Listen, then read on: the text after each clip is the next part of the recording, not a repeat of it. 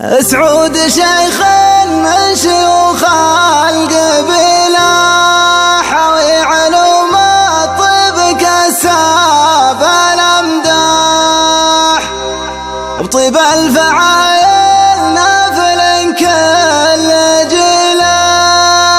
في جمام الجود جاذب ومياح،